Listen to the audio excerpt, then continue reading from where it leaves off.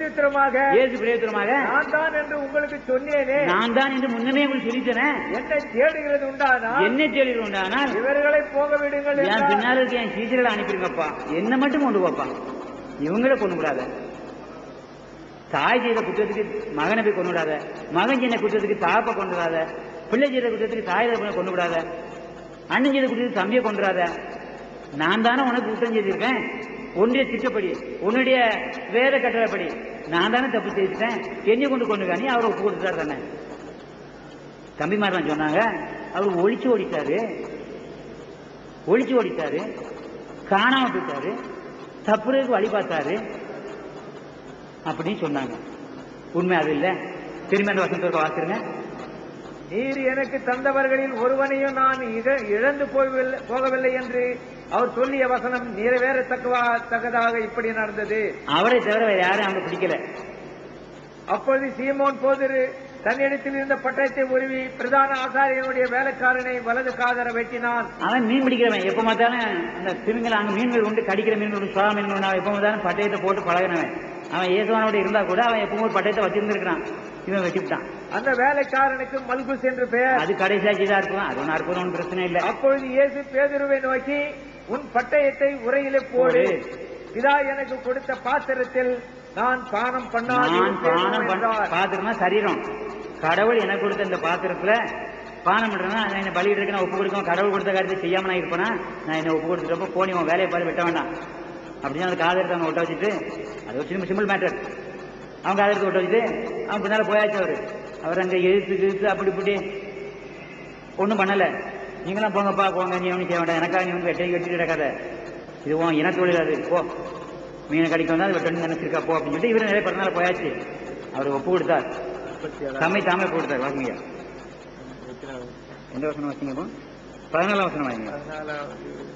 18 ஒரே மனுஷன் சாகிறது நலமாய் இருக்கும் என்று யூதருக்கு ஆலோசனை சொன்னவன் இந்த காய்பாங்கிற ஒருவன் யூதர்கள தீர்க்கதரிசிகள ஒரு அவன், அந்த காய்பாடு பிரதான ரபி, யூத போதர்களாம் பிரதான ரபி.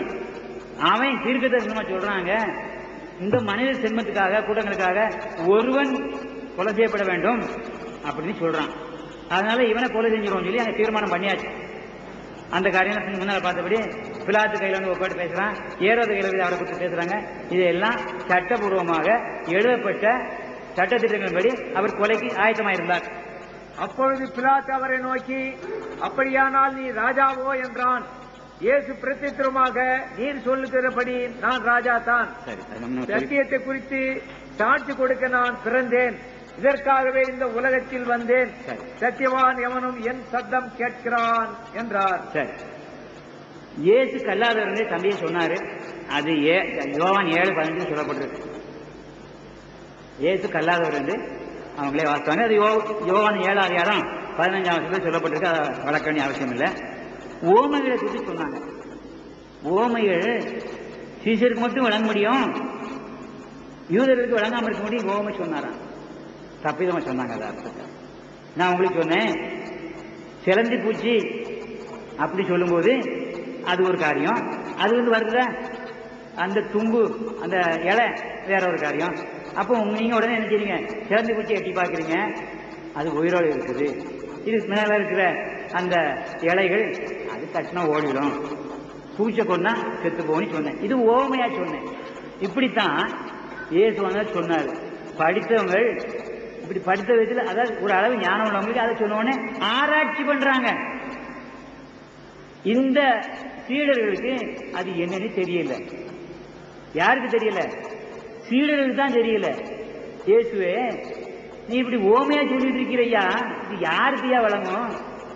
உனக்கு வழங்காதப்பா, யூதன் கல்விமான அவனுக்கு தெரியும். ஓமையை சொன்னா ஒரு சப்ஜெக்டை சொல்லிட்டா, சிலந்தி பூச்சின்னு சொல்லிட்டா அது என்னன்னு அவனுக்கு தெரியும். சிலந்தியோட கூடு என்னன்னு சொன்னா அவனுக்கு தெரியும். அதனால ஓமையா சொல்றேன். உங்களுக்கு இப்ப அருளப்பட்டு நான் உங்களுக்கு சொல்றேன் பாருங்க. ஒவ்வொரு வசனத்துக்கும் ஒவ்வொரு ஓமைக்கும் அவங்களுக்கு விளக்கம் சொல்லி கொடுத்தாரு. அவங்களாம் ஞானம் இல்லாத மூடர்களா இருந்தாங்க. இயேசுடைய சீடர்கள் 12 பேரும் மீன் பிடிக்கிறவங்க. அவங்களுக்கு ஒரு ஞானமும் இல்லை. இடுப்புல கத்தியை போட்டுருந்தா அவன் எப்படி இருந்திருப்பான்? ஞானத்தோட இருந்திருப்பான். 3 வருஷம் இருந்தா சோறு கடைக்கு சுத்திட்டு இருந்தான். அற்புதம் செய்யறாரு, என்னமோ அவர் மேல ஒரு ஏதோ ஒரு பற்று பிடிச்சிட்டு பின்னால தவிர ஒருவனும் சத்தியத்தை அறிந்து இயேசுவை ஏற்றுக்கொள்ளவில்லை. அவர் இறைமகன் நினைச்சு போகல, அவர் மேசியானி தெரிஞ்சும் போகல. இதோ ஒரு இவரு ராஜாவா போறாரு, வீட்டில் நினைச்சான், பேர் நினைச்சான் நான் பிரதம மந்திரி ஆவேன், மற்ற பேர்லாம் எனக்கெல்லாம் மந்திரியா இருப்பான், இவர் ராஜாவா இருப்பாரு அப்படின்னு நினைச்சுக்கிட்டு தான் போனாங்களே தவிர அது பின்னால் ஒரு இடத்துல சொல்லப்படுது அப்படி அவர் ராஜா வருவாரான்னு நினைத்து கொண்டு இருந்தோம் அப்படின்னு சொல்லிட்டு யூதரோட ராஜா வருவார்னு சொல்லி பின்னால் ஒரு சொல்றான், ஒரு சீடன் சொல்றான் அப்படி வருவார் போது நாங்கள் நினைச்சுக்கிட்டு இருந்தோம் அப்படின்னு சொல்றாரு. ஆனா அவரையோ இந்த யூதரு காய் போல சிலுவையில் அடிச்சு கொண்டுட்டானுங்க அப்படின்னு சொல்லி அவருக்கு பின்னால பேசிக்கிட்டே போயிட்டு இருக்கிறானுங்க அவர் வீட்டுக்கு இருந்த பிறகு. அதனால இயேசு கிறிஸ்துவுடைய அந்த மரணத்தை குறித்து நான் இதுவரைக்கும் விளக்கிட்டேன்.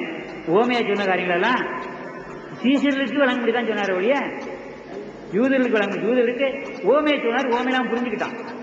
சீசர்களுக்கு ஓமையில அர்த்தம் வழங்கல. பின்னால வீட்டில் வந்து உட்காந்து இருக்கும்போது அவர் கேட்கிற போது அது எல்லாத்துக்கும் விளக்கம் சொன்னாரு. அது எல்லாரும் அந்த வசனத்தை படிச்சீங்கன்னா தெரியும். அது 12:38-41 இருக்குது, படிச்சுக்கிடுங்க. யோவான் 12:38-41 இருக்கு, 41 வரைக்கும் இருக்குது. இயேசுவின் பாவத்தை குறித்து தம்பிமாரும் விளக்குனாங்க. அவர் பாவம் செய்தார் அப்படின்னு சொல்லி 8:46 சொல்லி பாருங்க. யோவான் 8:46, யோவான் 8:46. என்னிடத்தில் பாவம் உண்டு என்று உங்களில் யார் என்னை குற்றப்படுத்தக்கூடும்? நான் சத்தியத்தை சொல்லி இருக்க நீங்கள் ஏன் என்னை விசுவாசிக்கிறதில்லை அப்படின்னு கேட்டார். யூதரை பார்த்து கேட்டாரு. அவங்கள யாரும் நீ பாவம் செய்தானே ஒருத்தரும் இதுவரைக்கும் சொல்லல. அந்த தம்பிமார் அவர் ஒரு பாவின்னு சொல்லி தீர்த்தாங்க, அப்படி சொல்லல.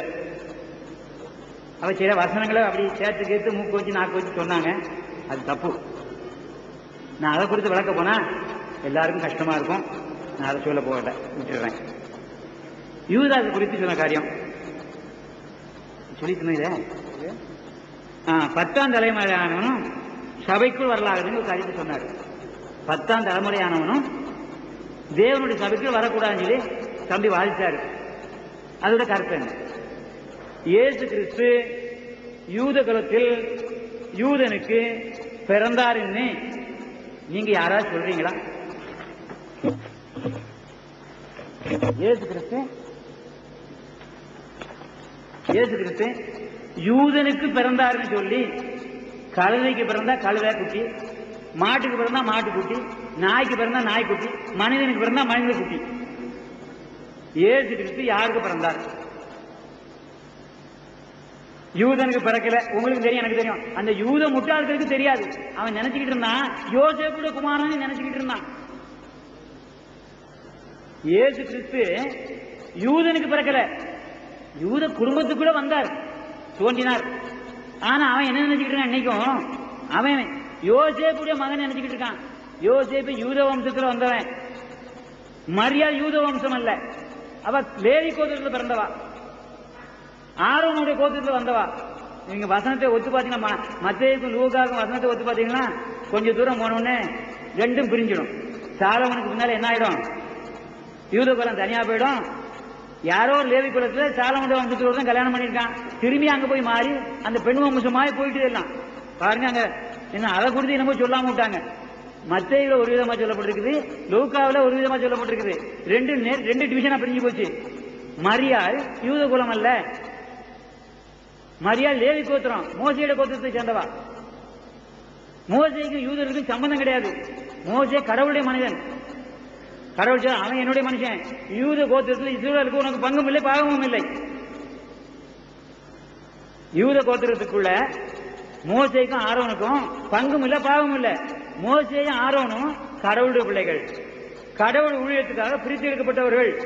அவர்களுக்கும் அவங்களுடைய சொத்துல பங்கு இல்லை, அவங்களுக்குள்ள திருமணம் கிடையாது, அவங்களுக்கு எந்த விதமான கொள்வன கிடையாது. இவர்களுடைய காணிக்கையை கொண்டு வந்து கோயில போடணும், கோயிலிருந்து வர்ற வருமானத்தை மோசையிட்ட கொடுக்கணும்.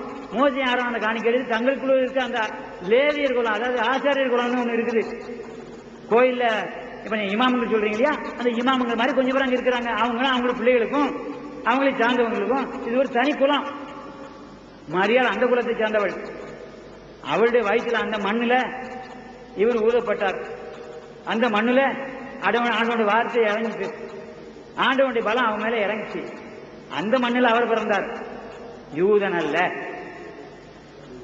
யார் அவரை போய் யூதன் சொல்ல முடியும்? இதான் கூட காரியம்.